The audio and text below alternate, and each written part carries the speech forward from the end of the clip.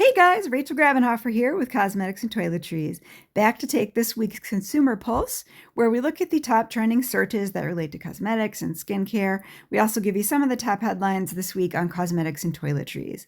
So to dig in, first of all, under exploding topics, the last 2 years, up 700% is exosomes microneedling. So I guess the story here to me is take two things that work well and put them together. But you could see this has been on a steady rise in searches up into July and even October. It's tapered off a bit, but you could see it's been highly interested, of high interest to consumers.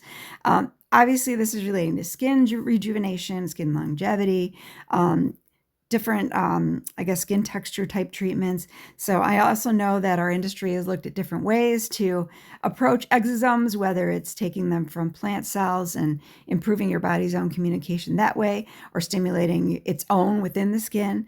So exosomes and microneedling put together. Now, I think it's interesting because I have heard some concerns about the safety of exosomes. I'm not an expert, so I can't speak to that. But I think exosomes and microneedling together probably will raise a flag to some who are concerned about safety. Whether or not that's true, I don't know. But I think it is interesting that it's growing on the consumer front. And actually, it's funny, related to safety, Clearya is this next one under exploding topics, is up 700% in the last 2 years. You can see it's kind of zigzagged its way up more recently into September. But Clearya is a browser extension and mobile app that consumers can use on their phone to scan products for potentially harmful ingredients. It'll flag it for them. It actually, let me see here, I don't know actually who puts it together, but I looked to see what the app looked like. And you can download it here on Google or Apple, it looks like. But it analyzes the product label. It tells you kind of what's in it, flags any ingredients of concern.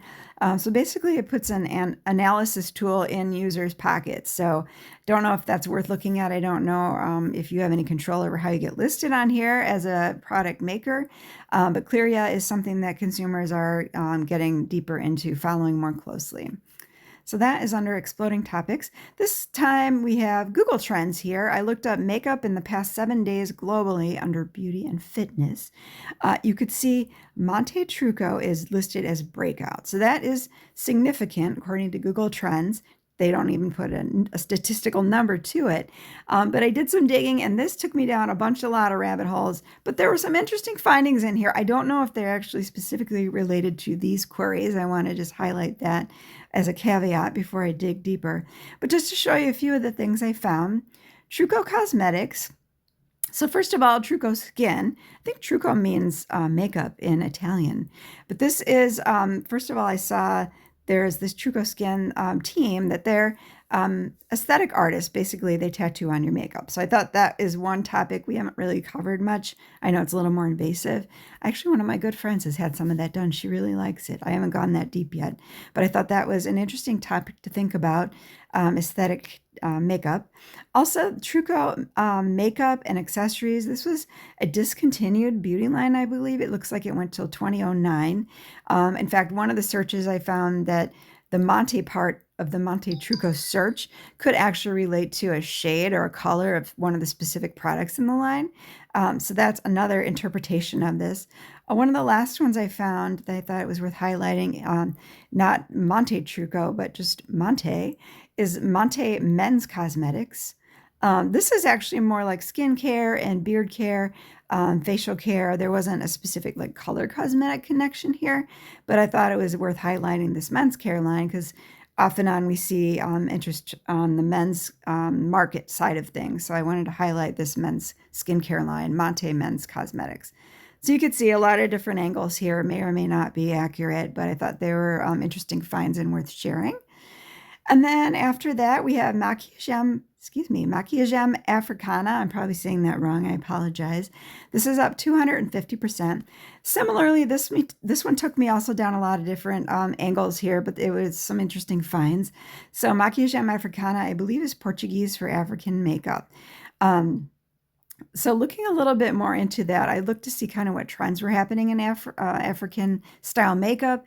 There's a lot of focus on Afrofuturism. This is a festival that happened like 5 days ago. I was trying to find news headlines that were recent that related to this. But Afrofuturism kept coming up, kind of a design of costume here, a look. Afropunk is another term that I saw when I was digging in here. And then another thing related to this African kind of heritage makeup, let me see if I found it. Yeah, was this Expressiano can be translated to Black consciousness makeup, which really relates to kind of embracing one's heritage.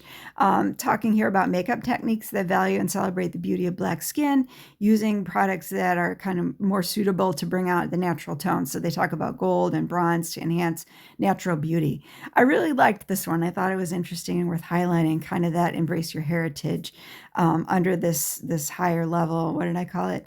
Africana Maquillage search.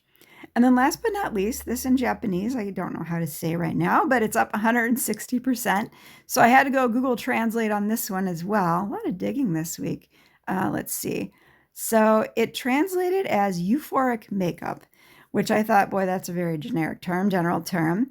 And I just searched euphoric makeup Japan, and the AI tool, so take that as what you will, said it refers to like not a brand, but a style. So they related it to this TV show called Euphoria, which has this Snidal Beauty influenced euphoric glow blush. It's also about bold, colorful, glittery looks. Makeup trends that are going on. You could see throughout here, they're talking about some different brands to create the look. Snidal Buick Euphoric Glow Blush. Let's see what that's about. So you could see it looks like there's a shimmer to it actually.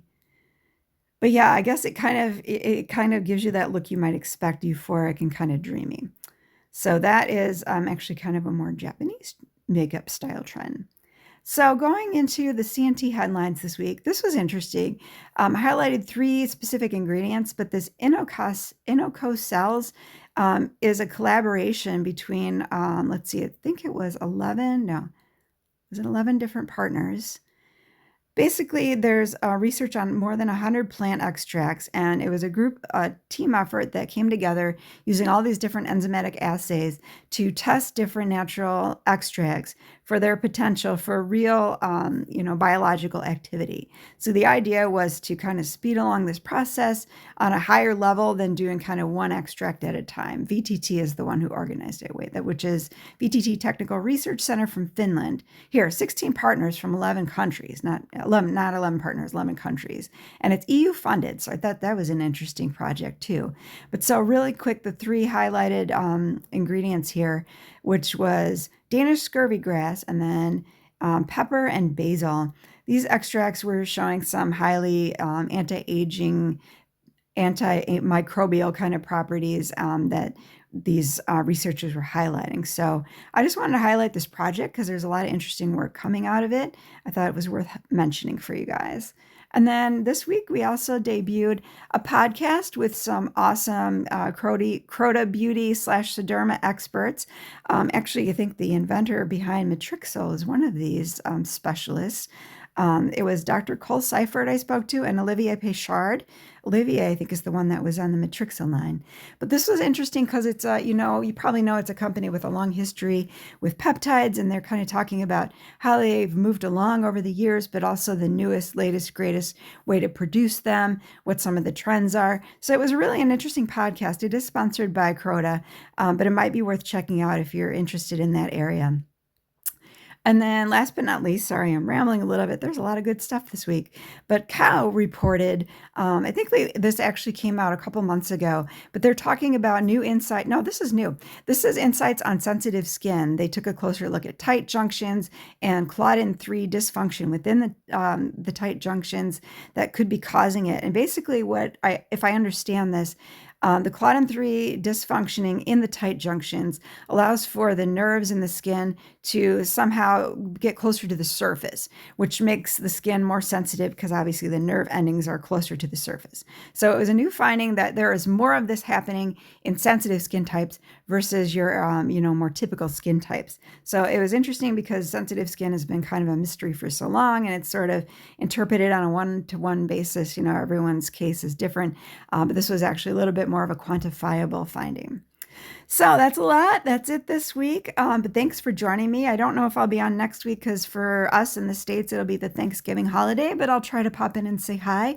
Thank you again for joining me. I thought you found this interesting, and I'll see you again soon. Take care.